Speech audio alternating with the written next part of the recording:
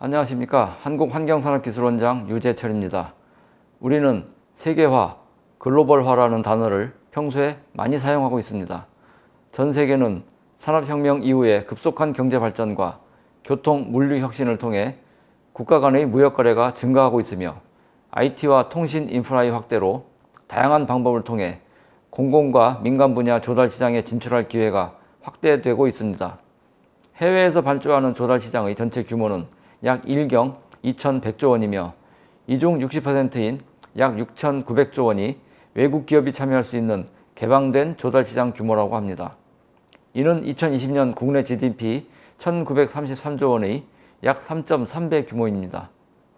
대한민국은 수출 주도형 산업 구조로 전체 GDP에서 수출입이 차지하는 비율인 무역 의존도가 2020년에 72.2%에 달하고 있으며 국가 간 자유무역 확대를 위한 FTA도 총 57개 국가와 17개 협약을 체결하여 세계에서 세 번째로 많이 체결한 국가입니다.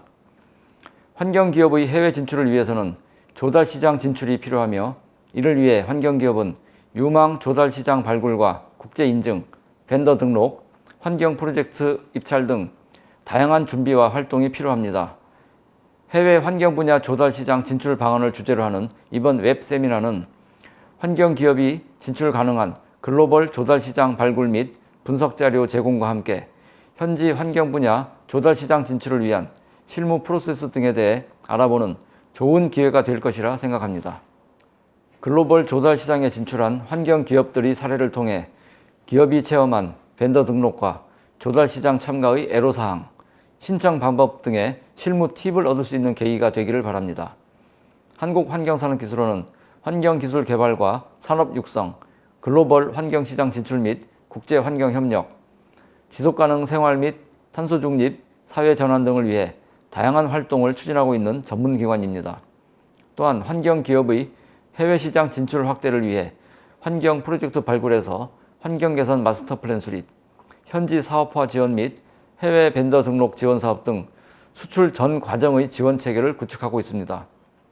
기술원의 해외 진출 지원 사업을 통해 국내 환경 기업의 수출 경쟁력이 제고될 수 있도록 노력하겠습니다. 이번 세미나의 내용은 영상으로도 제작하여 환경 기업이 필요로 할 때 언제든지 활용할 수 있도록 하겠습니다. 끝으로 각 전문 분야에 대한 발표를 해주실 전문가분들에게 감사의 말씀을 드리며 영상으로 함께 해주고 계시는 환경기업 임직원분들께 많은 도움이 되기를 바랍니다. 글로벌 해외시장 진출을 위한 여러분의 노력에 저와 환경산업기술원이 함께 협력해서 나아갈 수 있도록 노력하겠습니다. 감사합니다. 환경기업 해외 벤더 등록 지원 사업을 공고하였습니다. 국내 중소, 중견 환경산업체의 해외 조달시장 진출 활성화를 위해 진행되는 이번 사업은 기업당 최대 7천만 원까지 지원되는데요. 해외 공공기관과 민간 발주기관의 거래처 등록부터 프로젝트 입찰 참가와 수주에 이르는 전 과정을 기업 맞춤형으로 진행될 예정입니다. 해외 진출에 어려움을 겪는 환경기업이 해외 조달 시장에 활발히 진출할 수 있도록 실질적인 지원이 될 것으로 기대합니다. 10월 29일까지 지원 대상 기업을 모집하오니 계속해서 많은 관심 부탁드립니다.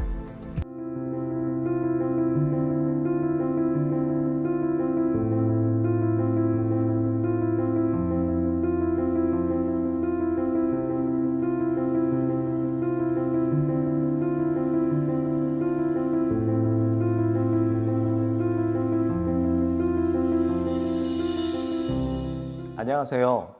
미국 정부 조달시장 진출 전략에 대해서 강의를 하게 된 루시케 코리아의 황우현 지사장입니다.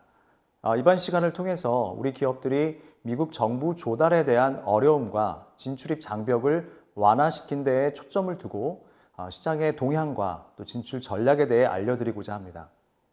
자, 그럼 미국 정부 조달 시장에 대한 진출 전략을 말씀드리기에 앞서 저희 루시케 코리아는 대한민국에 잠재되어 있는 혁신 제품과 친환경 제품들을 미국 정부 조달 시장으로 연결하는 프라임 벤더사라는 말씀을 드립니다. 국제기구와도 연결되어 있고요.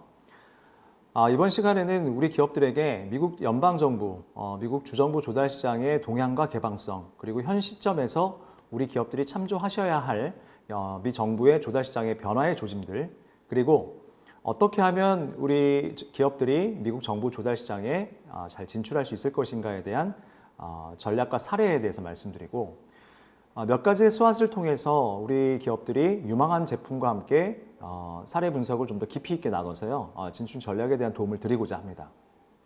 자, 그러면 미국 연방정부 조달 시장 동향에 대해서 말씀드리도록 하겠습니다. 2016년 약 4,700억 달러의 규모였는데 2020년에는 코비드-19 팬데믹으로 인해서 6,110억 달러로 꾸준히 증가하였습니다. 현재는 더욱더 700조 3,800억 원 이상의 규모로서 더욱더 실적에 대해서 또 진출 시장의 확대에 대해서 기대가 되고 있고요. 서비스 물품이 각각 52%와 40%로 규모가 확대되고 있고 R&D의 기준은 8%입니다. 좀 더 자세하게 미국 조달 시장 동향을 살펴보면요. 서비스는 전문적인 엔지니어링을 주로 하고 있고 물품 분야는 방사능 물자를 위시로 해서 현재는 의학용 제품들이 많이 수요가 창출되고 있습니다. 자, 그럼 각 국가별로 미 연방정부 조달 시장 동향에 대한 내용을 살펴보겠습니다. 국경을 맞대고 있는 캐나다, 미주 지역, 그리고 영국 등 문화권이 비슷한 영미권 벤더의 순으로 차지를 하고 있고요. 우리 이 대한민국은 2019년 0.04% 그리고 2020년 0.02%로 상당히 낮은 비중을 차지하고 있습니다. 이것은 미국의 외국산 제품 규제 정책에 따라서 우리 기업들이 참여할 수 있는 폭이 좁아졌다는 것을 의미하는데 무엇보다 한국 기업이 차지하고 있는 그 비중 안에서는요. 아무래도 주한미군의 비중이 상당히 크게 차지를 합니다. 99% 이상 우리 주한미군 조달의 참여 기업들의 포션이 차지하고 있습니다. 자, 그럼 이렇게 규모가 큰 6천억 달러 이상의 미 정부 조달 시장에서 0.02%, 3%밖에 차지하지 않는 우리 기업들이 어떠한 내용을 이해하면서 미국 정부 조달 시장의 문을 두드려야 하는가, 그 내용을 규정을 몇 가지를 나눠서 정리를 해봤는데요. 다 외우실 필요는 없지만 이런 게 있다라는 정도의 수준으로 아셨으면 합니다. 먼저 FAR, Federal Acquisition Regulation을 이해하실 필요가 있는데 이것이 미 연방 조달 규정입니다. 그리고 미 연방 조달국 GSA를 통해서 연방 정부 기관에 대한 물품과 서비스 공급에 대한 내용이 명시되어 있고요. CDC, 미 질병통제예방센터, 코로나 때문에 요즘 굉장히 많이 부각을 하고 있죠. 보건, 방역 관련 조달 계약을 이해하기 위한 CDC에 대한 내용 규정을 이해하실 필요가 있습니다. 미국 국방부 DOD와 미 항공우주국 나사에 대해서도 연방 조달 규정 관리 및 개정에 대해서 이해하실 필요가 있고요. 미국 보훈부, 베테랑스 어페어로 위시한 미국 보훈부 국가보훈부 내 조달 담당 관련 규정에 대해서도 이해하실 필요가 있습니다. 네. 자, 그럼 미 대선 이후에 연방정부 조달 시장 변화에 대해서 살펴보겠습니다. 미국 기업의 우선 구매법, 바이 아메리칸 액트에 따라서 이 조달되는 물품들은 미국 내에서 제조, 생산되어야 한다는 규정들이 있습니다. 이 규정에 따르면 우리 기업들은 참여할 수 있는 가능성이 법적인 부분만 놓고 봤을 때도 굉장히 낮은데요. 최근 바이든 행정부가 발표한 올해 1월 21일 행정명령에 따르면요. 미국의 내수 생산을 강화하고 연방정부의 주 계약자 중에서 미국 기업의 비중을 높이는 방향으로 지원할 수 있다.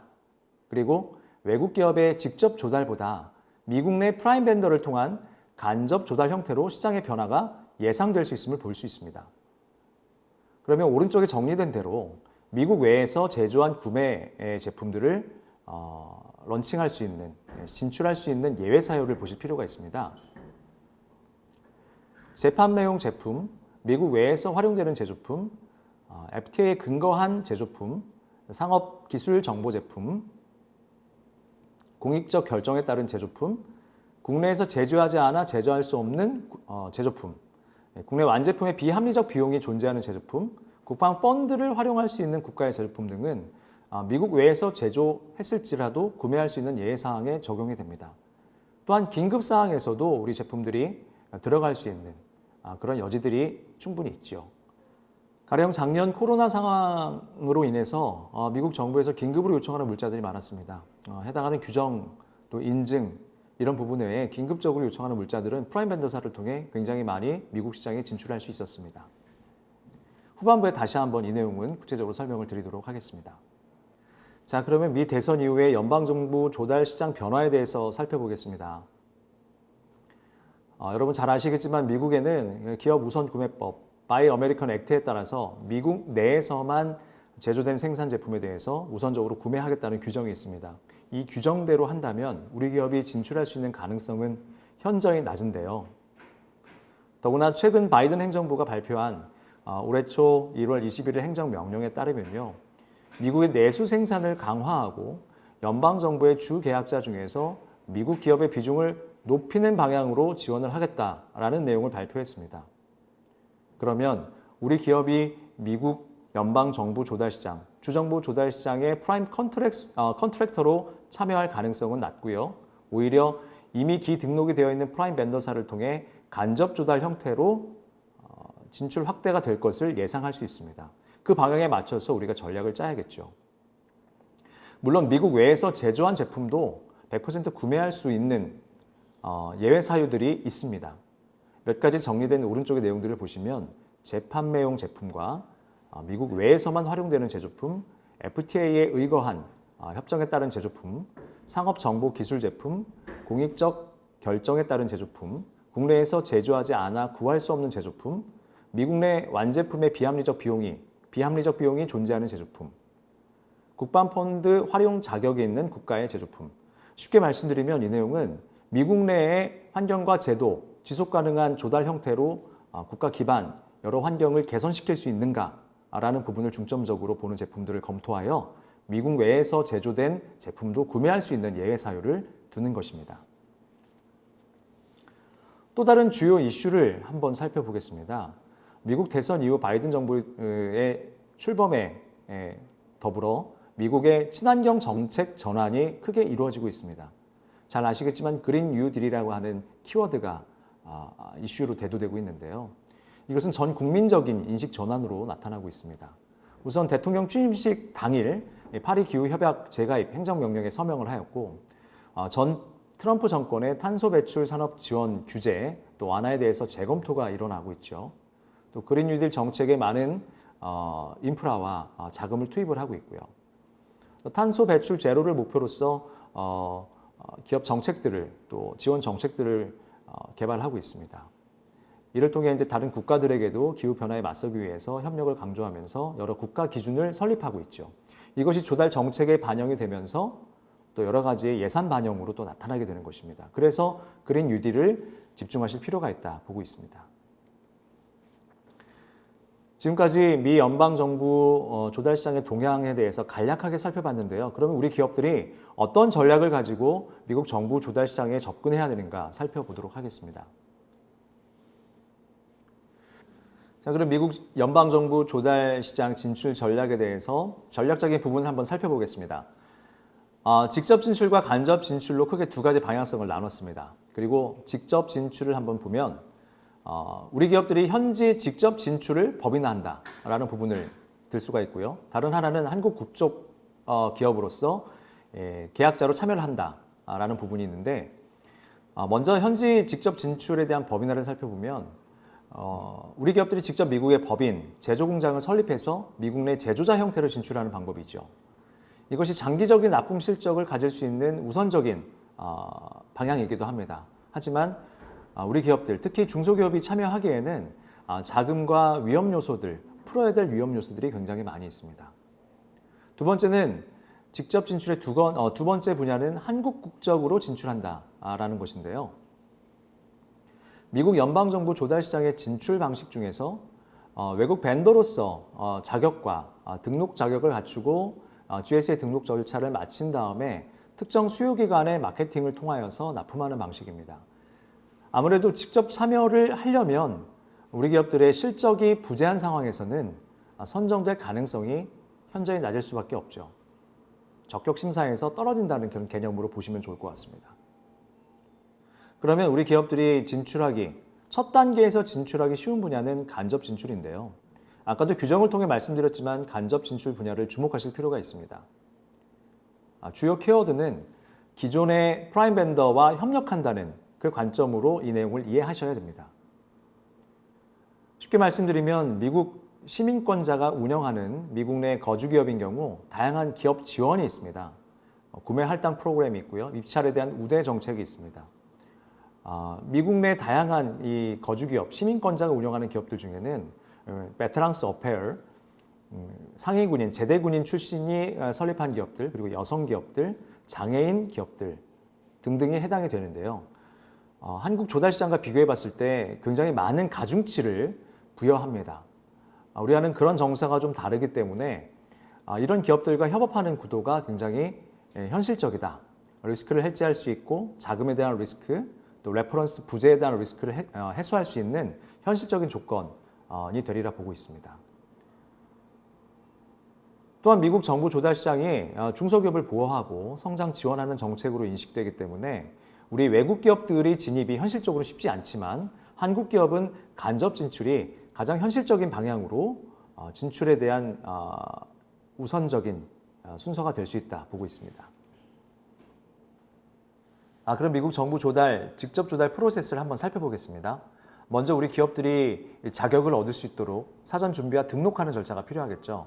후에도 살펴보겠지만 미국 사업자 번호인 던스 넘버, 케이지 코드, 샘 등록을 마치는 과정이 필요하고요.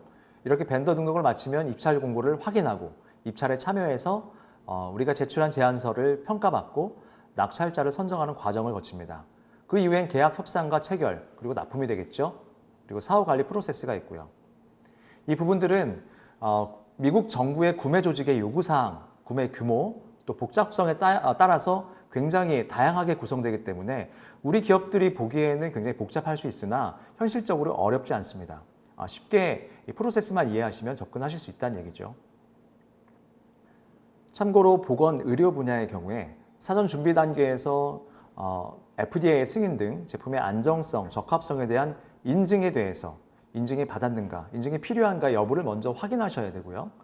베테랑스 어페어의 일반 조달 분야 또는 이제 미 연방 조달국, 조달청의 적격성을 인정받기 위해서 일반적인 조달 프로세스에 따르셔야 합니다. 자, 그러면 벤더 등록과 자격을 획득하기 위한 과정을 간단하게 살펴보겠습니다. 여러분 던스 넘버는 잘 아시겠지만 국제사업자 번호입니다. 미국 더랜 브래드스트리트 사에 위임해서 미국 정부가 위임을 해서요. 해당하는 기관을 통해 던스 넘버를 획득하게 되어 있고요. 그래서 한국에서 나이스DMB를 통해 쉽게 얻으실 수 있고요. 또 인터넷 서칭을 통해서 등록 절차를 온라인으로 간편하게 또 획득하실 수도 있습니다. 자, 그럼 던스 넘버를 획득한 후에 우리 기업들이 준비하셔야 할 두 번째 단계가 바로 NKG 코드 준비입니다. 던스 넘버와 NKG 코드가 있어야 다음 단계 샘 등록을 마치실 수가 있는데요. NKG 코드는 우리나라 국방전자조달, 국방표준종합정보시스템에서 쉽게 정보를 획득하실 수 있습니다. 웹사이트를 통해 생산자 부호, 신청, 또 조회를 통해서 근무일로 하루 정도, 많게는 당일에도 처리가 되는 것 같습니다. 자, 그럼 던스와 NKG 코드를 획득하신 다음에는 sam.gov, System for Award Management 웹사이트에 등록을 하셔야 되는데요. 여기서 중요하신 것은 기본적인 정보를 정확하게 일치시켜서 입력하시는 겁니다. 가령 던스에 등록을 하실 때 우리 회사 주소라든지 담당자 네임이라든지 이런 부분들을 가급적이면 대문자, 소문자, 띄어쓰기, 하이픈 모든 이 기존 정보 입력에 동일하게 입력을 하셔야 된다는 게 중요합니다. 자, 그러면 등록 절차를 마친 다음에는 입찰 공고를 확인해야 되겠죠. 예전에 FBO라고 하는 Federal Business Opportunity라는 웹사이트가 있었는데 이것이 샘으로 통합이 되면서 얼마 전에 베타 서비스가 끝이 나고 샘에서 모든 입찰 공고를 확인하실 수가 있습니다. 자, 그러면 간접 조달 프로세스에 대해서 한번 살펴보도록 하겠습니다. 간접 조달 프로세스는 아까 말씀드린 것처럼 프라임 벤더사 또는 미국의 에이전트를 통해 미국 정부 조달 시장에 진입하는 방법을 칭하는 용어이고요. 당연히 이 프라임 벤더와 미국 에이전트를 발굴해야 하고 제품의 인증을 확인하여야 하며 이들이 우리 샘플을 확인하고 계약 협상과 체결에 대해서 또 사후 관리까지 함께 파트너로서 바이어로서 인식하고 같이 활동을 하는 그런 과정을 말씀드리는 겁니다. 아까 말씀드린 것처럼 미국에서 우선구매법, 미국산 우선구매법, 바이 어메리칸 액트에 대해서 이 법적인 기준으로 인해 우리 기업들이 들어갈 법적 기준이 굉장히 강화가 된 것이었죠. 이것을 완화시키기 위해서 현재 파트너가 중요하고요. 근데 제가 무엇보다 강조드리는 부분은요. 이들이 우리의 바이어가 될 수 있고 파트너가 될 수 있다는 이 부분을 가지고 접근해야 된다는 것입니다. 입찰 문서에 대해서 준비를 하고 이들이 이해하기 쉽게 이들이 사용하는 규격에 맞춰서 우리 품목에 대한 규격과 내용을 작성 후에 제출해서 함께 검토를 해야 된다는 것이죠.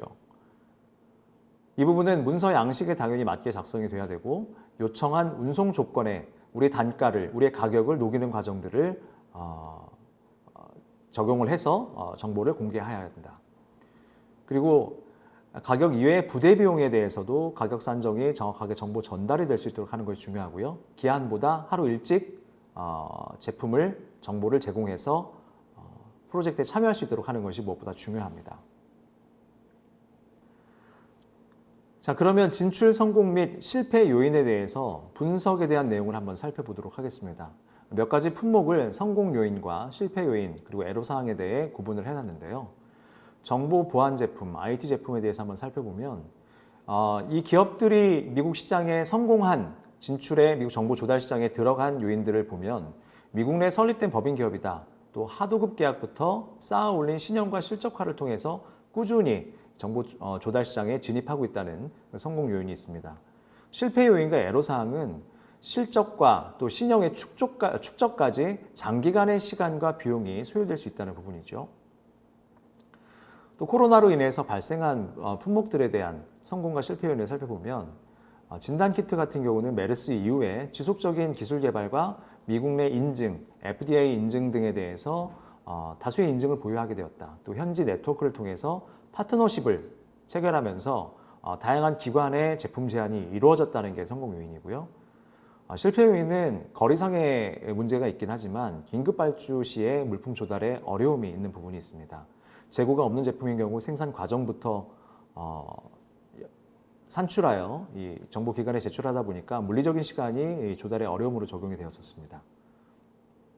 마스크는요, 상대적으로 우리 기업들은 구매하기 쉬운 제품이 아닌가 인식이 되겠지만 예를 들어 KF94 마스크 같은 경우는 미국 내에 통용되는 정부 기준이 없습니다. 그래서 미국 내에서는 N95만 통용이 됐었고요.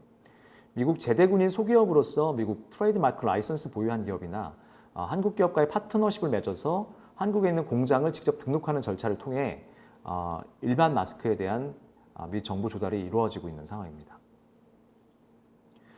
또 실패 요인은 미국 조달 중에서 외국산이 허용되는 리세일 마켓에 주로 납품, 현지 브랜드가 사용되기 때문에 우리 기업들이 진입하기 어려운 장벽 또한 있습니다. 개인 PPE 물자를 한번 살펴보면 미국 외 다른 국가에서 이미 정부 조달에 다수 실적이 존재하기 때문에 우리 기업들이 레퍼런스 부재로 인한 진입 장벽으로 적용하고 있다. 개인 PPE 제품은요, 이미 우리 기업들이 미국 외 다른 국가에서 이 팬데믹 상황으로 미 정부 조달 외에 다른 국가에 대해서 조달 실적들이 다수 존재하기 때문에 이것이 긴급 상황에서 인정이 되어 진입할 수 있는 하나의 요소가 되었고요. 실패 요인으로는 미국 내의 방역, 물류 통관 제한, 이 부분이 빠른 대응이 좀 어려웠었습니다. 긴급으로 인증이 필요한 절차라든지 아니면 물류 통관에 대해서 다른 국가보다 좀 더 빠른 대응을 요하는 이 부분에 대해서 현실적인 대응 조건이 어렵고요. 시차 간의 문제도 있기 때문에 이 부분에 대해서 우리가 실패 요인으로 적용한 부분이 있습니다. 전자제품은요, 인증에 대한 내용이 많습니다. FDA와 FCC, 또 UL 등등 이제 미 인증서에 대한 확보 여부에 따라서 미 인증을 확보한 기업들 같은 경우는 미국 내 정부 조달 네트워크에 이미 진입하고 있는 프라임 벤더사와 쉽게 연결이 될 수 있고 빠른 협업과 사업화를 진행할 수가 있었고요. 상대적으로 미국 조달 시장의 이해를 부족한 기업, 또 물류 대란에 대해서 대비가 부족한 기업들에게는 실패 요인으로 작용이 되어서 진입 장벽으로 우리 기업들이 어려움을 겪었습니다. 자, 그럼 우리 기업들이 좀 더 진출을 완화하고 또 전략을 더 쉽게 세우기 위해서 수합 분석과 함께 유망 제품과 진출 사례를 한번 살펴보도록 하겠습니다. 자, 그러면 미국 연방정부 조달 시장에 대한 진출 유망 제품을 한번 살펴보겠습니다. 여기서 아셔야 될 부분은 바이든 정부의 지속 가능성에 대한 강조입니다. 우리가 흔히 지속 가능성에 대해서 오해하고 계신 부분들이 있는데요. 지속 가능성은 여러 분야의 공기, 물, 환경이면 환경, 수도, 물 산업 분야, 물 안보, 식량 안보 이런 공공적인 분야의 개선이 필요한 제품과 서비스를 어려움 없이 끊임없이 또 변화시키면서 제안과 검토와 조달, 납품 이런 부분들이 실제 우리 사용자들에게 국민들에게 적용이 되고 이것이 삶의 개선으로 나타나는 것들을 통칭해서 지속 가능성이라고 표현을 합니다.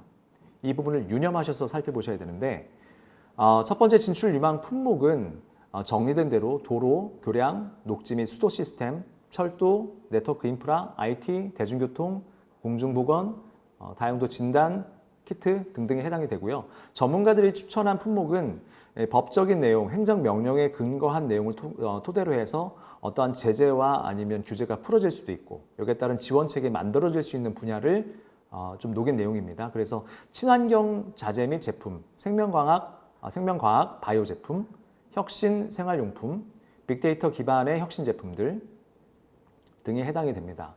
하나 주목하여 보실 것은 뭐냐면요. 아직 규제가 나오진 않았지만 미국 내에서는 이미 친환경에 대한 이슈가 우리보다 훨씬 더 앞서 있죠. 가령 자신이 거주하는 건물이나 오피스에서 우리 건물 빌딩이 얼마나 친환경화가 되어 있는가라는 부분들도 주목해서 보실 필요가 있습니다. 이것을 등급화되고 점수화돼서 끊임없이 친환경에 대한 요소를 발굴하고 적용하기 때문에 이런 시장은 계속 커갈 수밖에 없다라고 보고 있습니다. 소비성 수출 용이 품목, IT 생활용품, 빅데이터 제품, 방역 및 개인 PPE, 코로나로 인해서 수요가 많아졌죠.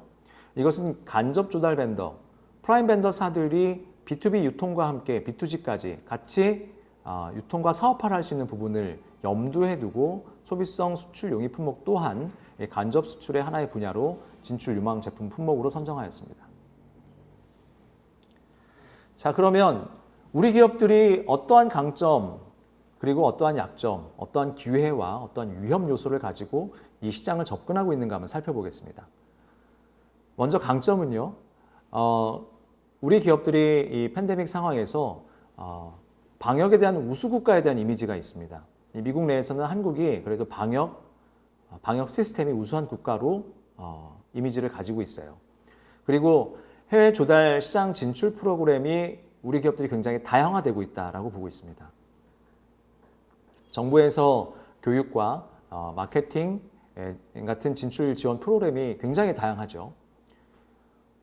또 우리 기업들에게 수출 실무와 연계된 설명회와 교육 지원 프로그램들이 굉장히 많이 있습니다. 또 주한미군 조달시장 같은 쉽게 접근할 수 있는 인접시장이 존재하는 것이 우리 기업들이 가진 장점이기도 합니다.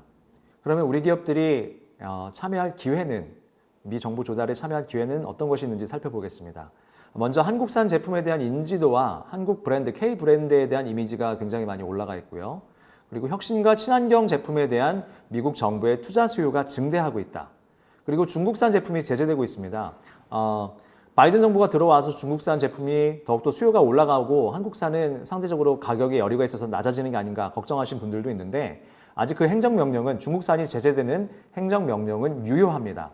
그리고 미국은 FTA를 체결한 국가와 미국 정부 조달을 참여할 수 있다는 이 부분 때문에 상대적으로 한국과 대만산 브랜드들이 많이 수요가 증대되고 있는 상황이고요. 대만보다는 한국의 K 브랜드 이미지와 국가에 대한 인지도, 제품 인지도 때문에 한국산 수요가 증대하고 있습니다. 우리 기업이 가진 약점은 상대적인 약점을 한번 살펴보면 미국 정부 조달 시장에 대한 이해가 상당히 부족하다. 그리고 언어와 문화 등 의사소통에 대한 문제가 있다. 입찰 참여에 대해서 정보 또한 부족하다. 미국 내 필수 인증에 대해서 사전 취득이 미비되어 있다. 결국 요약하면 미국 조달 시장에 대한 정보, 네트워크가 상대적으로 부족합니다. 현재 우리 기업의 위험 요소를 살펴보면요. 바이든 정부의 미국 중심의 공급망을 구축해서 미국산을 우선 구매하겠다는 행정명령, 그리고 현지 네트워크 및 마케팅에 대한 대응이 우리가 부족한 상황에 있고 물류와 통관, 또 입찰 대응에 따른 실무적인 파트너가 부족하다. 사전 인증 취득에 대한 어려움 등이 우리의 위험 요소로 작용되고 있죠.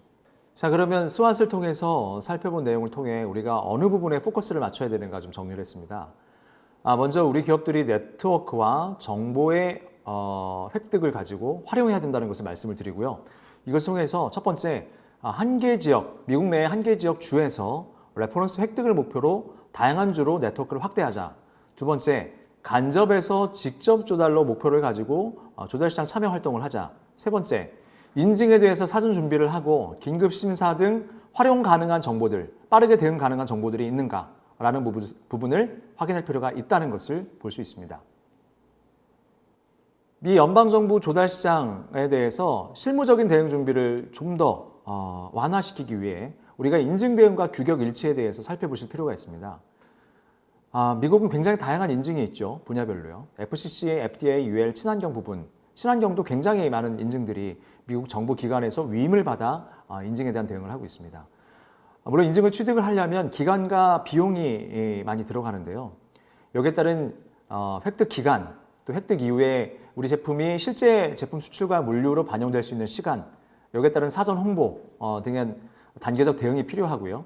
또 각국의, 또 각 주의 긴급의 인증 처리, 긴급 인증에 대한 처리 내용들이 있는데 이 부분들에 대한 이해와 활용이 필요합니다. 두 번째는 규격 일치인데요. 저희가 이제 미국 벤더들, 프라임 벤더사, 저희도 역시 프라임 벤더사이기 때문에 한국 기업들에게 많이 요청드리는 부분인데 미국 현지에서 통용되는 단위에 대한 일치가 필요합니다. 이게 은근히 쉬운 부분인 것 같지만 은근히 또한 대응이 잘 안 되는 부분이기도 합니다.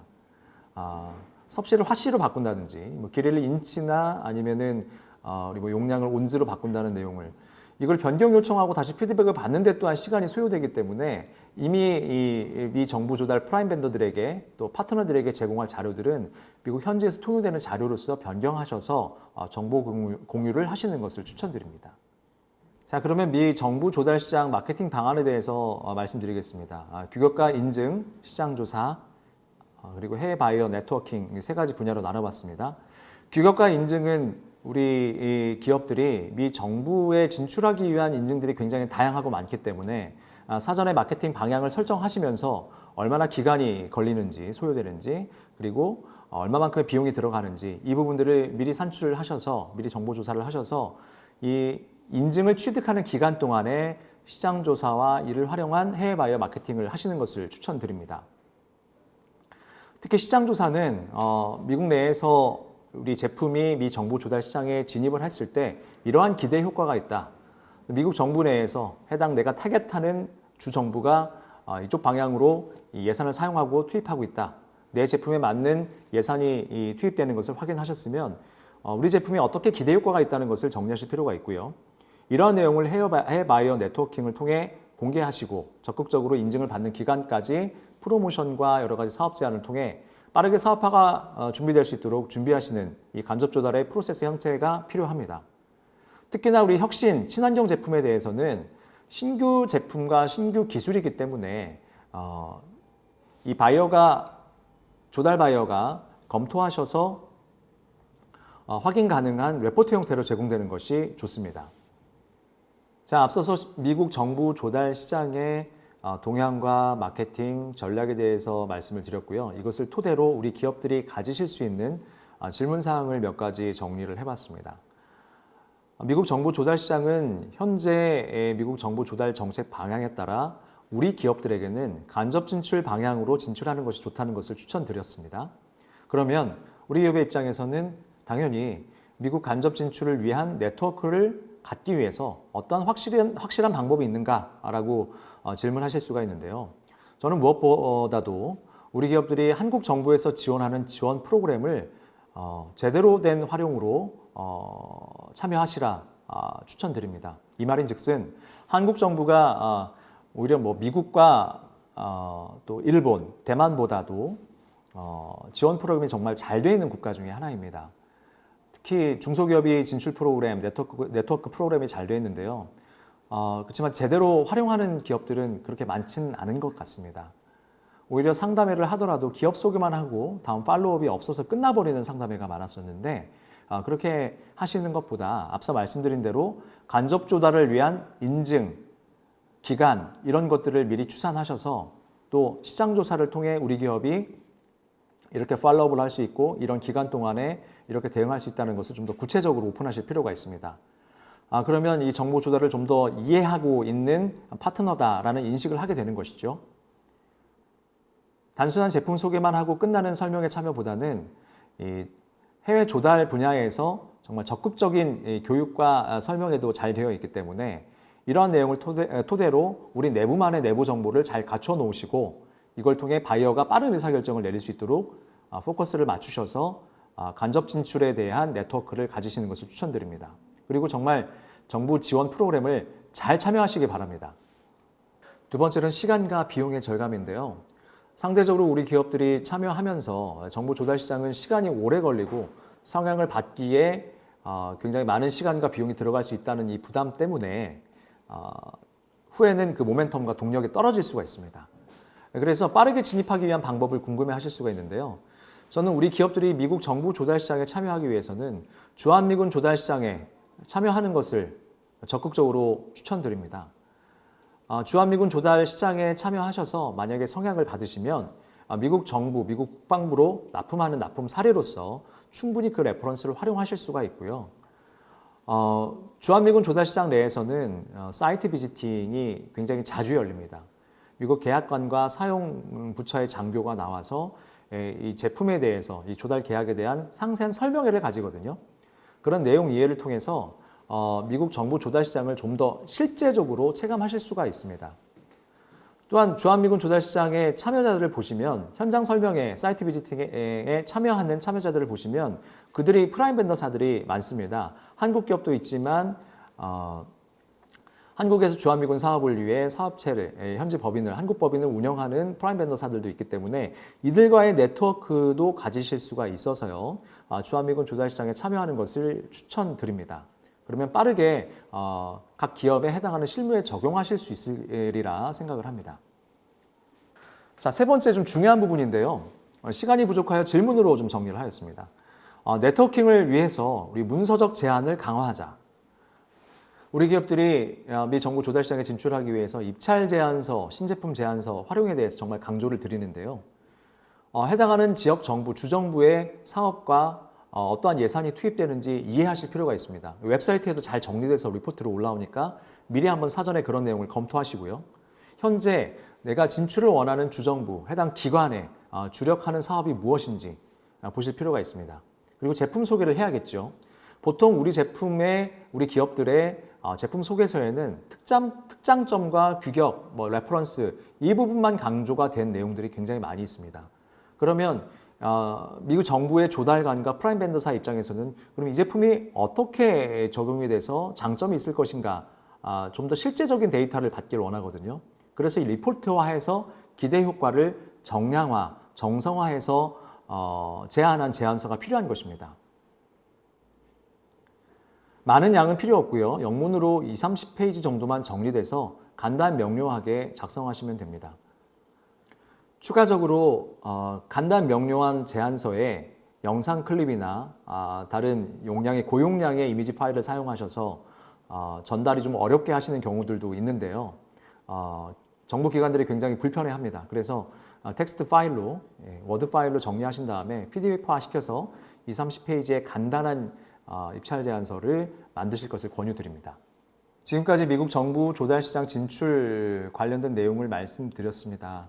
이것들이 저희가 지난 수년간 약 4,200만 달러의 미국 정부 조달 실적을 내어오면서 드렸던 내용을 함축시키다 보니까 시간적인 좀 제약이 있지만 그래도 강조해 드릴 부분은 간접에서 직접 진출 지원으로 포커스를 맞추시라는 부분과 이 부분을 위해 간접 네트워킹, 프라임 벤더사들에 대한 네트워킹을 확실하게 하시기 위해서 입찰 제안서, 신제품 제안서를 잘 갖추시라 말씀을 드립니다. 신제품 제안서는 아까 말씀드린 대로 입찰 제안을 하기 위한 기대 효과를 정성적으로 녹인, 정량적으로 녹인 제안서죠.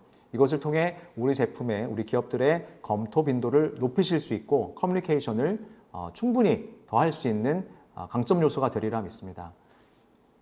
자, 그럼 이것으로 미국 정부 조달 시장 진출 관련 강의를 마치도록 하겠습니다. 감사합니다.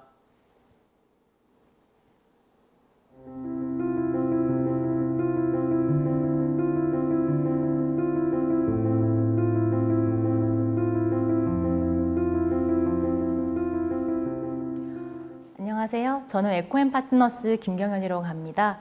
저는 회사에서 우리 환경 기업들의 해외 진출을 지원하기 위한 컨설팅 업무를 맡고 있고요. 또 하나는 우리 환경 기업들이 개도국에 진출하기 위해서 ODA라는 툴을 통해서 사업 발굴을 하는 업무를 맡고 있습니다. 오늘 제가 준비한 자료는 우리 환경 기업들이 글로벌 해외 벤더를 통해서 이제 해외 진출하는 방안들을 좀 설명을 드리려고 하고요. 무쪼록 저희 나라에서 이제 환경 기업 중에 해외 진출하시고자 준비하시는 기업들에게 조금이나마 도움이 되기를 바라겠습니다. 오늘 저는 이 자리에서 저희 환경 기업들이 어떻게 해외 진출할 수 있는지 방안들을 설명드리고 또 해외 진출하기 위해서 사전에 알면은 좋을 것 같은 정보들을 좀 모아서 좀 설명을 드리고자 합니다. 오늘 제가 준비한 내용은 우선 국내 환경시장이 어떻게 형성되어 있는지 규모를 좀 살펴볼 거고요. 두 번째로는 국내 환경기업들이 어떻게 해외 진출을 하고 있는지에 대한 현황을 살펴보고요. 세 번째로는 어떻게 우리 환경기업들이 글로벌 EPC라는 환경기업들을 통해서 해외 진출을 하는지 방안들을 확인을 하고, 네 번째로는 그러면 어떻게 우리 환경기업들이 벤더 등록이라는 방법을 통해서 글로벌 해외 환경시장으로 진출할 수 있는지 방법을 볼 거고요. 마지막으로는 진출 사례들을 통해서 확인을 하는 이제 그런 순서로 제가 교육을 하도록 하겠습니다. 네, 우선적으로 글로벌 환경시장 규모를 살펴보겠습니다. 지난 10년 동안 2006년부터 16년 사이에 글로벌 세계 환경시장은 약 3.6%의 연평균 성장률을 보이고 있습니다. 특히 16년 기준으로는 약 1조 1,000억 달러 규모로 성장을 했고요. 사실 이 기간 동안은 세계적으로 경제 침체가 있음에도 불구하고 여러 가지 그린 이슈들 때문에 세계 환경시장은 지속적으로 성장을 했고요. 2020년에는 사실 1조 3천억 달러 정도라고 좀 추산이 되었는데요. 지금은 사실 좀 더 성장을 했다라고 예상을 할 수 있는 게 최근에 탄소 중립이라던가 ESG 이슈들이 많이 대두가 되었기 때문에 앞으로 환경시장은 꾸준하게 성장할 것으로 예상이 되고 있습니다. 특히 오른쪽 지도를 보시면은 이제 기존에는 미국이나 서유럽 같이 선진국 위주의 환경시장이 주도됐다라면 이제부터는 중남미나 아시아처럼 개도국들이 환경시장을 좀 주도할 것이라고 이제 보는 예측이 많습니다. 그 다음 슬라이드에서는요, 제가 2007년부터 20년 동안의 환경 산업들의 이제 매체별로 시장 증가 추세를 좀 보여드리고자 합니다. 우선 물 시장부터 봐주시면은요, 저희 차트에서 제일 위에 있는 파란색 차트입니다. 이제 물 시장은 전체 환경 시장 중에 가장 큰 규모를 차지하고 있고요. 지난 10여 년 동안 3.1%의 평균 성장률로 성장을 하고 있습니다. 폐기물 시장 같은 경우에는 이제 보라색으로 표기된 위에서 두 번째 있는 선으로 보시면 되고요. 2007년부터 9년 동안 잠깐 마이너스 성장률을 보였지만 2009년 이후부터는 평균 1.4% 정도로 성장세를 꾸준히 보여주고 있고요. 특히 최근에 자원순환이라는 이슈가 이제 더불어지면서 계속 앞으로 급격히 성장할 거라고 예상이 되는 분야입니다. 세 번째는 대기시장인데요. 대기시장 같은 경우에는 규모는 현재는 매우 작은 걸로 나타나지만 최근에 이제 미세먼지라던가 황사 등 이슈가 좀 커지면서 앞으로 꾸준하게 이제 그래프에서도 보시다시피 성장률은 굉장히 크게 증가할 것으로 전망이 되고 있습니다. 그리고 마지막으로 이제 강조를 드리고 싶은 것은 신재생 에너지 시장인데요. 이제 신재생 에너지 쪽에는 여기서 통계에서는 청정 에너지 시스템이랑 전력을 이제 같이 카운팅을 하고 있습니다.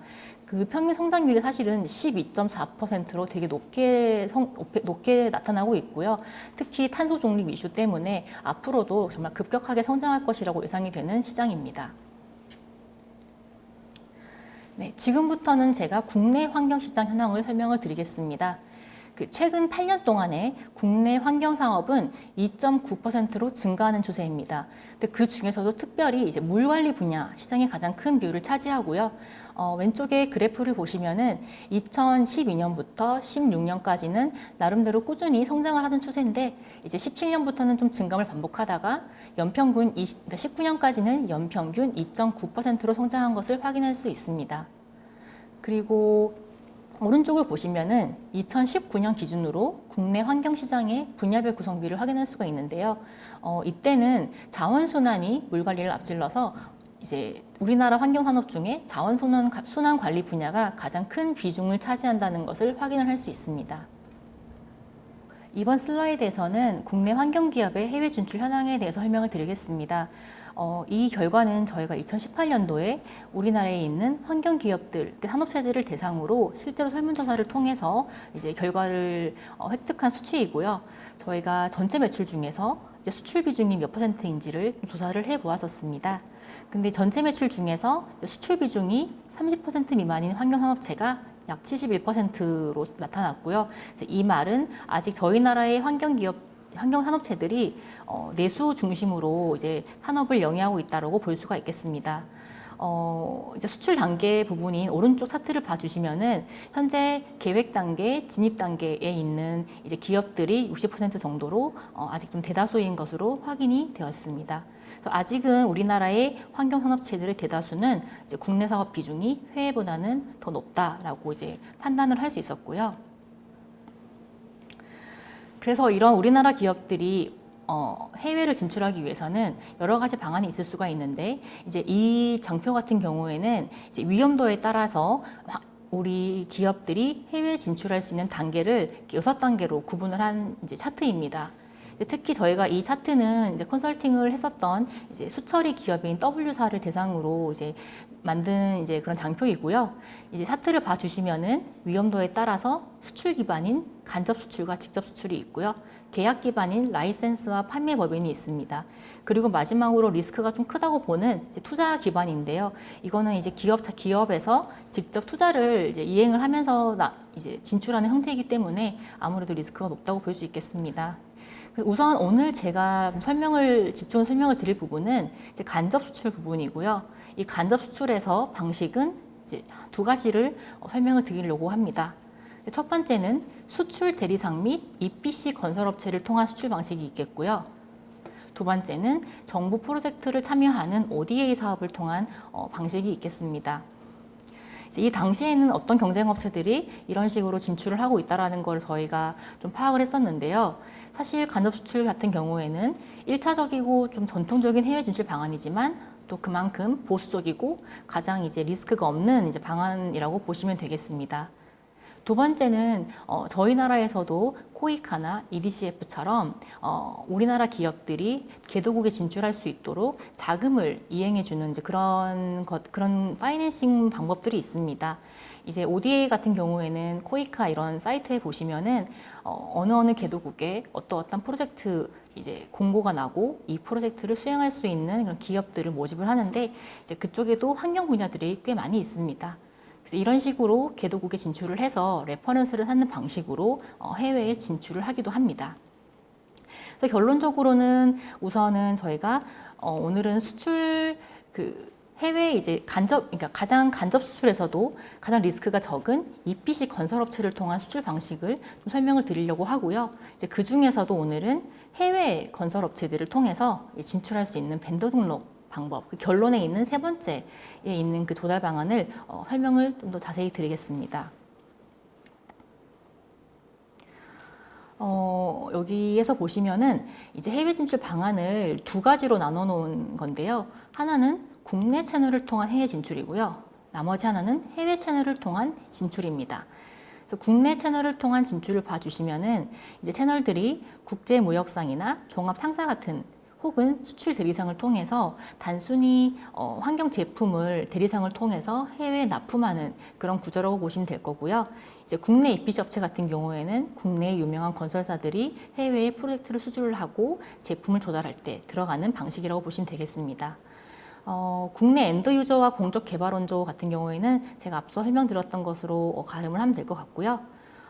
그 다음에 해외 채널을 통한 진출 같은 경우에는 이제 해외 EPC 업체, 그리고 해외 수출 대리상, 그리고 해외 ODA 조달 시장인데요.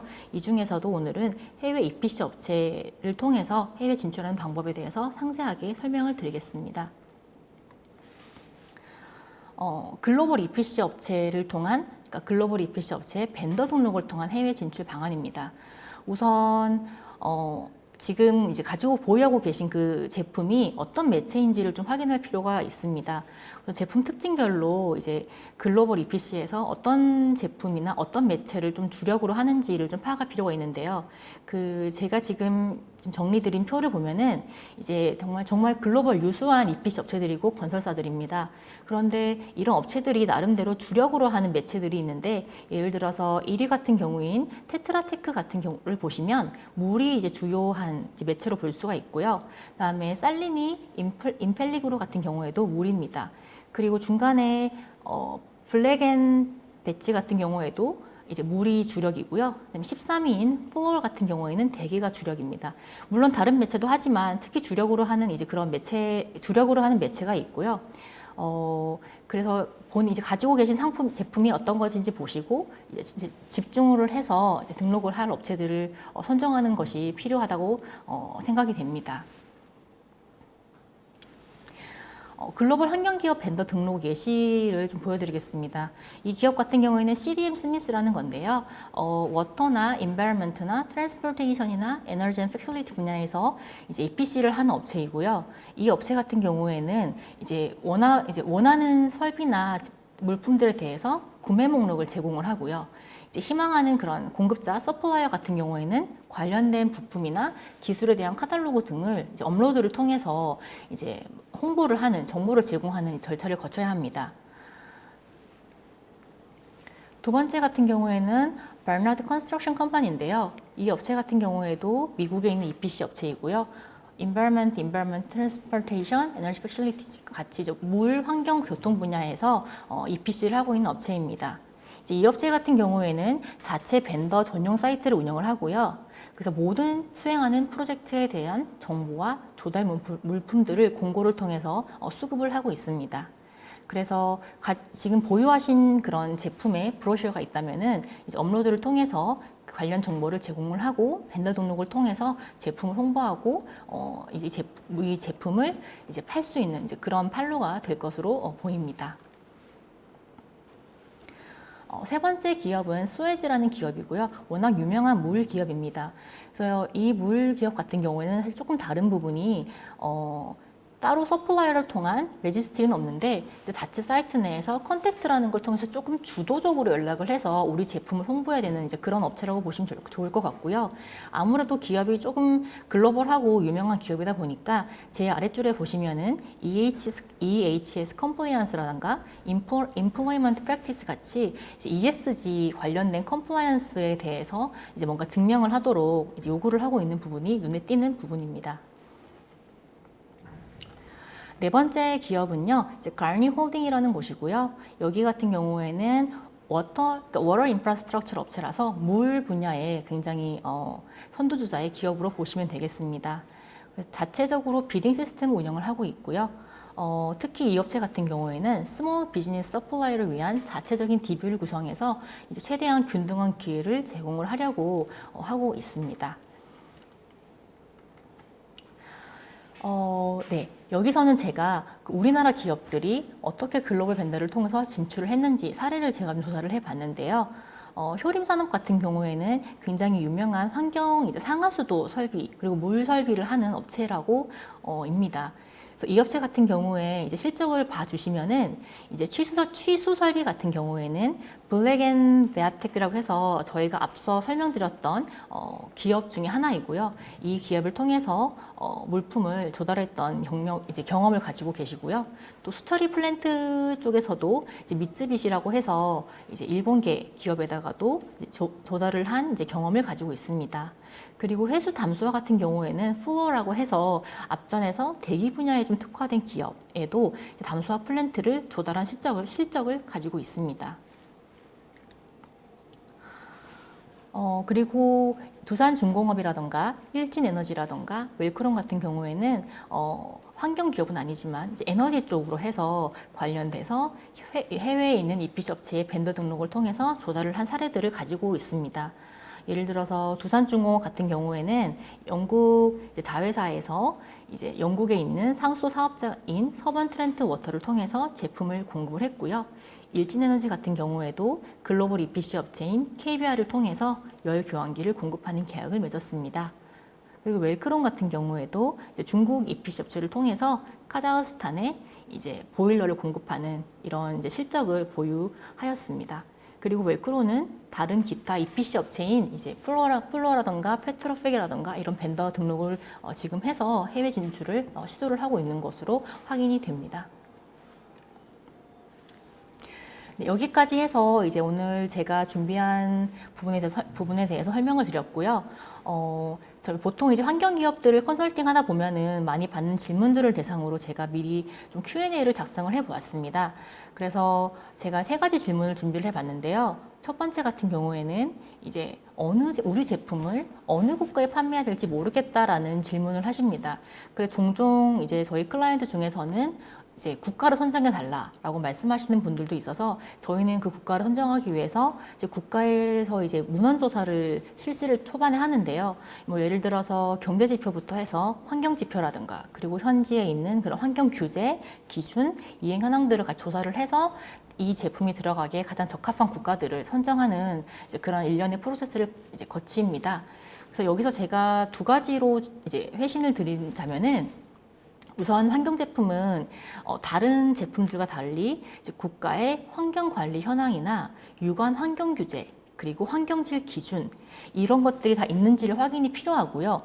사실 이런 기준이 있다면은 이 기준과 규제를 얼만큼 잘 이행하고 있는지 정도를 파악할 필요가 있습니다. 그래서 이런 부분을 조사를 하려면은 사실 실제로 그 나라에 갈 수 있는 여건이 어렵기 때문에 우선은 문헌조사 수준으로 환경 분야 시정조사 보고서라던가 산업 리포트 등을 확인을 하셔서 이제 갖고 계신 그 제품이 현지 국가의 규제에는 부합을 하는지 그리고 국가가 당면한 그런 환경 문제들을 해결할 수 있는지를 이제 파악할 필요가 있습니다. 2번째 질문은 이제 우리 제품이 어느 국가에서 경쟁력이 있을까를 이제 파악하는 건데요. 사실 앞에 있는 1번 질문이랑 좀 유사한 맥락이지만 조금 더 강조드리고 싶은 거는 우선 앞에서 말씀드렸듯이 이행 정도입니다. 그래서 그 대상 국가의 환경 관련 문제가 어떤 것이 있고 이걸 해결하기 위해서 얼만큼 정부나 이런 기관에서 관리를 하고 있는지 현황 파악이 굉장히 필요합니다. 예를 들어서 폐수 무단 방류로 문제가 있고 녹조가 문제가 되고 있는데 이를 규제를 하지 않는다면은 사실 산업체에서는 선뜻 돈을 써서 제품을 구매하려는 이제 의향이 없는 경우가 다반수이기 때문에 우선은 그 관리를 얼만큼 엄격하게 하고 있는지 관리 현황 파악이 필요합니다. 그리고 마지막 질문은 해외 협력사는 어떻게 찾을 수 있는가라는 건데요. 이건 사실 너무 다양한 방법이 있고 또 많은 시간이 들어가는 부분이기 때문에 조금 차근차근 설명을 드리면 우선 국내에서 최소한의 노력으로 할 수 있는 것은 해외 바이어들이 모이는 국내 환경 분야 전시회들 예를 들어서 물 엑스포라든가 환경 엑스포 등에 참여를 하셔서 해외 바이어랑 어떻게든 이제 접촉할 수 있는 그런 기회를 적극적으로 활용하는 겁니다. 최근에는 이런 엑스포에서 이제 기업들 간의 1:1 상담회들을 연계하는 경우가 많이 있는데 이제 이런 부분들을 적극적으로 활용해서 명함 교환을 많이 하시고 이제 바이어를 많이 만날 필요가 있습니다.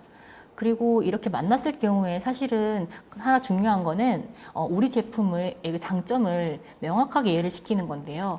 그 과정에서 이 제품에 대해서 그 사람의 언어로 정확하게 이제 설명을 할 수 있는 그런 부분이 준비가 되어 있어야 합니다.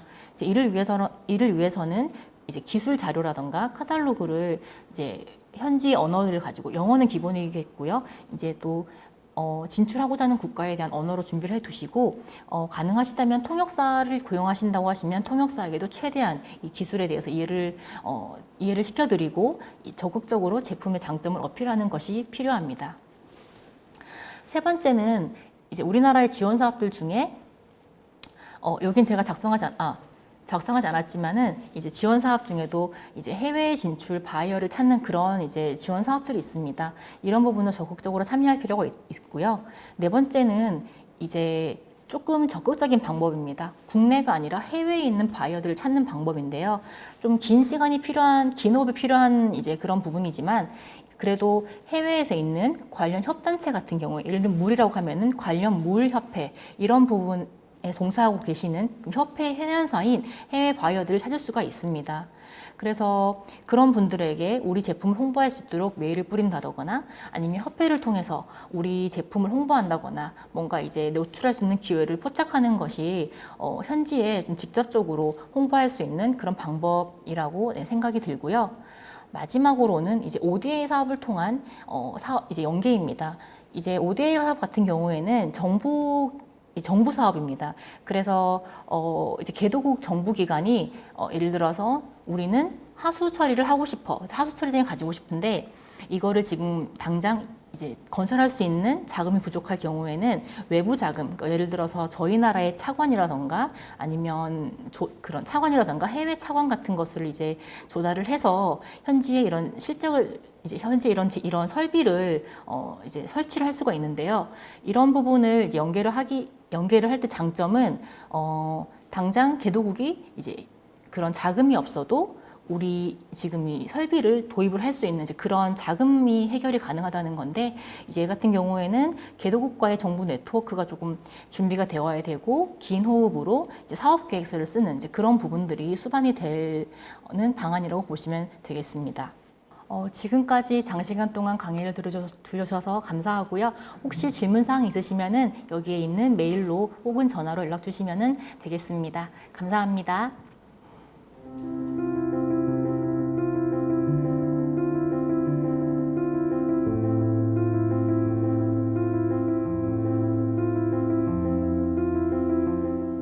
안녕하세요.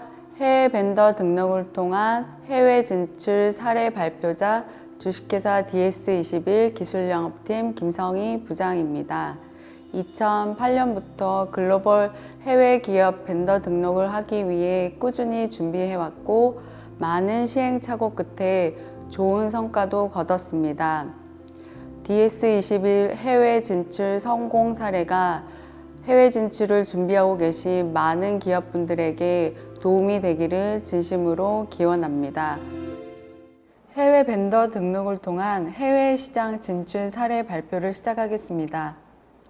이번 프레젠테이션에는 DS21 회사 소개, 해외 벤더 등록을 통한 해외 시장 진출 전략, 글로벌 기업 벤더 등록 방안, 환경 기술 및 제품 벤더 등록 사례, 그리고 마지막으로는 FAQ를 시작하도록 하겠습니다.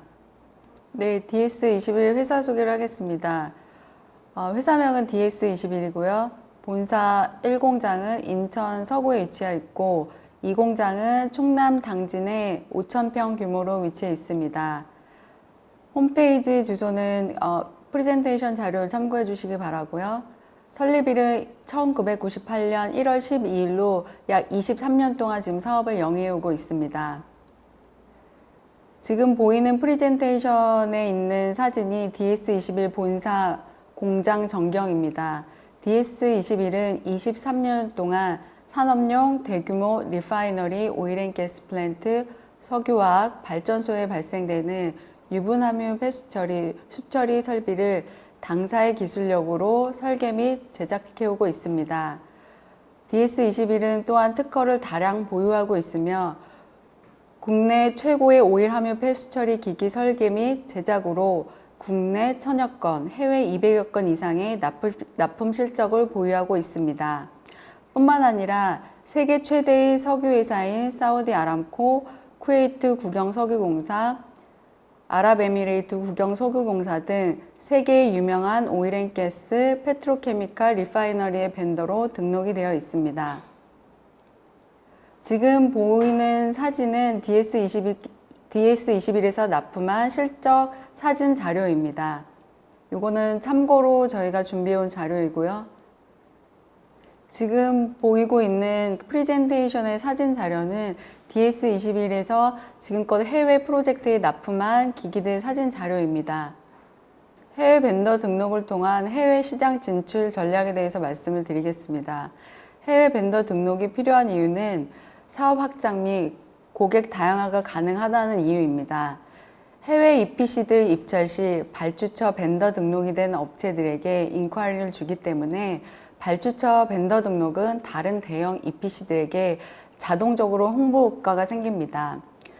해외 대형 EPC들의 경우 예를 들어 사이펜, 페트로팩, 현대건설과 같은 대형 EPC들의 경우 자체 벤더 리스트를 보유하고 있지만 발주처 벤더 등록이 되어 있을 경우 EPC 실적이 없더라도 거래가 가능합니다. 인ኳ리도 받을 수 있고 금액적으로 경쟁력이 있다고 하면 최종적으로는 계약까지도 연결이 될 수가 있습니다. 해외 벤더 등록을 통한 해외 시장 진출 전략에 있어서 가장 중요한 것은 세 가지라고 생각이 됩니다. 첫 번째, 경쟁력 있는 아이템을 먼저 선택을 해야 되고, 두 번째, 현지 에이전트를 활용해야 되고, 세 번째, 국내 EPC를 통한 등록도 가능합니다. 첫 번째, 경쟁력 있는 아이템을 선택해야 되는데 기술, 품질, 가격 경쟁력 있는 제품을 무엇보다도 먼저 선택을 하시고, 해외 대형 국영 기업의 경우 제품군이 워낙 다양해서 경쟁력 있는 품목을 선택해서 먼저 등록을 추진할 것을 권고드립니다. 두 번째, 현지 에이전트를 활용을 해야 합니다. 쿠웨이트, 아랍에미레이트 등은 현지 에이전트 없이 사업이 벤더 등록이 불가능합니다. 중동 대형 발주처의 경우 에이전시를 굉장히 중요하게 생각하기 때문에 현지에서 능력이 있는 현지 에이전트를 발굴하는 것이 벤더 등록에 아주 중요하다고 생각이 됩니다. 세 번째, 국내 EPC를 통한 등록이 있겠습니다. 국내 EPC는 현대건설, 현대엔지니어링, 삼성엔지니어링, 대림건설, GS건설 등 많은 그 EPC 건설사들이 있지만 현재 해외 공사를 진행하는 건설사들은 현대건설, 현대엔지니어링, 삼성엔지니어링 세 곳입니다. 이런 EPC를 통한 PQ, 프리퀄리피케이션 등록을 추진할 수도 있습니다. 글로벌 기업 벤더 등록 방안에 대해서 말씀을 드리겠습니다. 벤더 등록 준비 서류를 보면 해외 인증 서류, ISO 9001, 18001, 기술 인증, 아스메 또는 API 서류들이, 인증 서류들이 있겠습니다. 해외 벤더 등록을 하기 위해서는 회사가 해외 규격에 맞게 시스템을 관리하고 있고 기술적으로 우위가 있다는 걸 보여줘야 되며 인터내셔널 규격이 반드시 필요합니다. 무엇보다도 등록하고자 하는 해당 아이템의 기술 인증이 있다면 취득하는 것을 권고를 드립니다. ISO 9001 시스템에 따른 관리가 무엇보다 중요한데요. 그 이유는 회사의 관리 시스템이 해외 인증 규격인 ISO 9001에 따라서 운영이 되고 관리되고 있다는 서류로 증빙을 하셔야 됩니다. 그리고 생산 공장을 보유를 하셔야 됩니다. 생산 공장에 가지고 있을 경우 그 회사에 제작하는 아이템, 그리고 품질 관리, 기술력 모두를 다 보여줄 수가 있습니다. 그리고 마지막으로 해외 실적을 반드시 보유하셔야 되는데요. 최근 5년간 실적을 5개 이상은 보유를 하셔야 벤더 등록이 가능합니다. 그것보다 더 많이 실적이 있으시다고 하면 벤더 등록하는데 훨씬 더 유리하니 참고하시기 바랍니다. 저희가 보유하고 있는 ISO 9001, 18001 인증 서티피케이션입니다. 이런 그 서티를 보유하고 있어야 해외 벤더 등록하는데 가능합니다. 두 번째, 해외 벤더 등록 준비 기간입니다. 해외 벤더 등록 준비 기간은 짧지 않습니다. 최소 6개월에서 2년 정도는 준비를 하셔야 됩니다. 현재 진행 중인 프로젝트가 있고 EPC에서 등록을 추진하는 경우 6개월도 가능합니다. EPC에서 등록을 추진하는 경우라는 의미는 예를 들어서 현대건설에서 아람코 프로젝트를 수주를 했고 해당되는 유수블리기를 납품해야 될 경우 벤더 등록을 빠르게 더 추진을 할 수 있다는 얘기입니다. 펌프든 그 외에 특수한 아이템의 경우 현대건설이든 EPC 건설사에서 빠르게 발주처한테 얘기를 해서 왜 이 업체가 중요한지, 왜 이 아이템을 빨리 등록해야 되는지 그런 이유를 발주처한테 충분히 설득을 하고 기술력을 입증을 할 수 있습니다. 인증 서류가 없다면 무엇보다도 인증 준비를 먼저 시작하셔야 됩니다. 아까 말씀드렸다시피 ISO 9001 또는 아스메 API 관련된 기술 인증 서류를 먼저 준비를 하시기 바랍니다. 이런 인증을 취득하는 데는 최소 6개월 정도 소요가 되니 사전에 프로젝트를 시작을 할 거라면 뭐 6개월, 최소 1년 전에는 준비를 하시기를 바랍니다. 환경 기술 및 제품 벤더 등록 사례에 대해서 말씀을 드리겠습니다. DS21 벤더 등록 사례이니 참고를 해주시기 바랍니다. 첫 번째, 사우디 아람코, 사빅. 사우디 아람코는 오일 앤 가스 가장 큰 발주처이며 사빅은 석유화학을 생산하는 발주처입니다. 아람코의 경우 DS21에서는 오일리 워터 프라이머리 세퍼레이터 타입 오일 워터 API 세퍼레이터 벤더 등록을 2017년 11월에 완료를 했습니다. DS21에서 아람코 벤더 등록할 수 있었던 가장 큰 이유는 국내 EPC와의 협업이었습니다. 당시 국내 EPC는 현대건설이었고요. 현대건설을 통해 DS21의 기술력, 품질 관리, 무엇보다도 가격 경쟁력이 뛰어나다는 것을 보여줬고요. 그 당사의 경쟁력을 바탕으로 현대건설에서는 발주처인 사우디 아람코의 기술력과 품질 관리를 어필을 해서 6개월 만에 벤더 등록을 완료를 했습니다. 사우디 아람코의 경우 벤더 등록을 하려면 여러 가지 요구사항들이 있는데요. 기술평가, 그 다음에 품질평가 두 가지를 거쳐야 됩니다. 자세한 거는 따로 저한테 연락을 해주시면 아람코 관련된 벤더 등록에 대해서 설명을 상세히 해드리도록 하겠습니다. 사빅의 경우 오일 워터 세퍼레이터, 오일 스키머 이 두 가지 아이템을 등록을 했고요. DS21 경우 오일 세퍼레이터랑 오일 스키머가 가장 경쟁력 있는 아이템이었기 때문에 이 두 가지 아이템을 벤더를 등록을 추진했습니다. 이거는 아람코 벤더 등록 서티피케이션이고요. 벤더 등록이 완료가 될 경우 이렇게 벤더 등록이 됐다라는 공문이 접수가 됩니다. 이거는 사빅입니다. 두 번째, 아랍에미레이트 아드녹. 아드녹은 아부다비 내셔널 오일 컴퍼니의 약자입니다. 아랍에미레이트의 국영 석유공사라고 보시면 되고요. 아드녹 경우는 저희가 2020년도에 벤더 등록을 완료를 했습니다.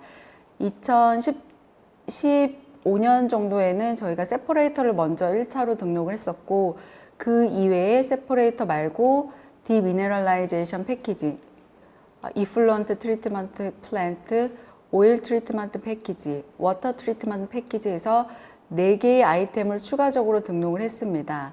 아랍에미레이트 아드녹 벤더 등록할 때는 저희 그 에이전시의 역할이 굉장히 컸었는데요. 에이전시를 통해 2년 동안 벤더 등록을 추진을 했었고 여러 가지 심사 끝에 2020년도에 벤더 등록을 완료를 했습니다. 이거는 벤더 등록이 됐다라는 시스템상에 나와 있는 DS21 고유 번호입니다. 세 번째, 쿠웨이트 KOC, KMPC입니다. KOC, KMPC는 둘 다 국영 석유 공사입니다. KOC의 경우 오일리 워터 트리트먼트, 세퍼레이터 패키지 두 가지 아이템을 등록을 했고요. KMPC의 경우 이플루언트 트리트먼트 벤더 등록을 했습니다. KOC의 경우도 굉장히 까다롭기로 유명한 발주처 중 하나입니다. 오일 워터 트리트먼트를 먼저 추진을 했고 그 이후도 필트레이션 제가 이 PPT에는 언급되어 있지는 않았지만 오일리 워터 트리트먼트를 먼저 경쟁력 있는 아이템 먼저 등록을 추진했고 등록이 완료되자마자 필트레이션 쪽을 바로 등록을 해서 2018년, 2019년도에 두 가지 아이템을 등록을 완료를 했습니다. 벤더 레지스트레이션 서티피케이트고요. 보통 KOC, KMPC 이런 업체들은 팩스로만 서티피케이트를 줍니다. 관련된 서티를 참고해 주시기 바랍니다.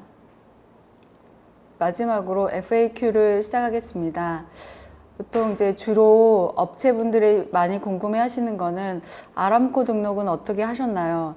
아까 서두에 잠깐 말씀드렸는데 저희 아람코 등록은 2012년부터 등록을 하고자 여러 해 노력을 했습니다.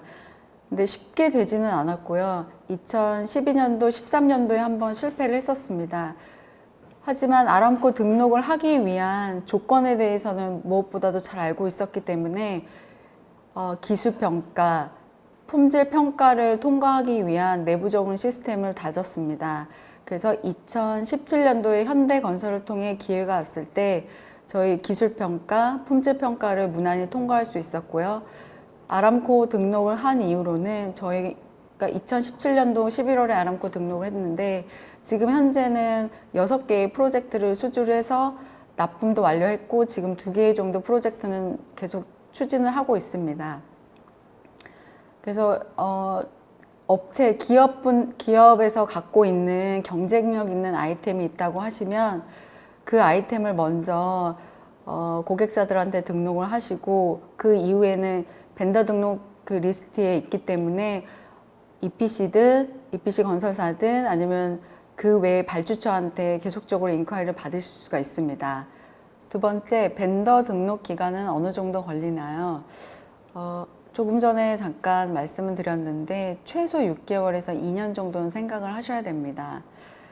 6개월 소요 시간은 보통 이제 기업분들께서 업체에서 인증 서류, ISO 9001, 18001 또는 이제 기술 인증, 아스메, API 이런 기술 인증 서류가 잘 갖춰져 있다고 하면은 6개월 정도가 소요가 되고요. 고객사한테 벤더 등록 서류를 제출하고 나면 고객사에서 심사하는데 최소 2개월 정도가 소요가 됩니다. 2개월 검토 후에 대부분 보완 서류가 있기 때문에 보완 서류를 다시 제출을 하고 그 서류 심사를 통과를 합니다. 서류 심사 통과하고 나서 또 실사 오고 실사 통과하는 데까지는 최소 6개월 정도가 소요가 되고요. 기업에서 만약에 인증 서류가 없다고 하면 그 인증 서류를 등록하는데 1년 정도 소요가 됩니다. 그래서 인증 서류 준비하는데 1년, 그 다음에 그 발주처한테 서류 제출하는데 한 6개월, 조금 여유를 두시면 2년 정도 소요가 된다고 보시면 됩니다. 네, 지금까지 사례 발표에 대해서 프레젠테이션을 완료를 했고요. 혹시 기업분들께서 지금 벤더 등록을 준비하고 있는 업체들이 있다고 하면 DS21도 10여 년 전에는 정말 아무런 자료도 없이 벤더 등록하기 위해서 시행착오를 많이 겪었습니다. 하지만 제가 조금 전에 설명드렸던 그런 준비 서류들만 잘 갖춰진다고 하면 시간이 조금 오래 걸린다 하더라도 충분히 벤더 등록하는데 성공하실 수가 있고요. 특히 아람코 벤더 등록을 해서 DS21은 지금 한 4년 정도 됐거든요. 근데 한 30억이 훨씬 넘는 금액, 지금 한 70억 정도 아람코로부터 그 수주를 했습니다. 납품 실적도 충분히 보유하고 있고요. 꼭 성공적으로 벤더 등록을 이루시길 바랍니다. 감사합니다.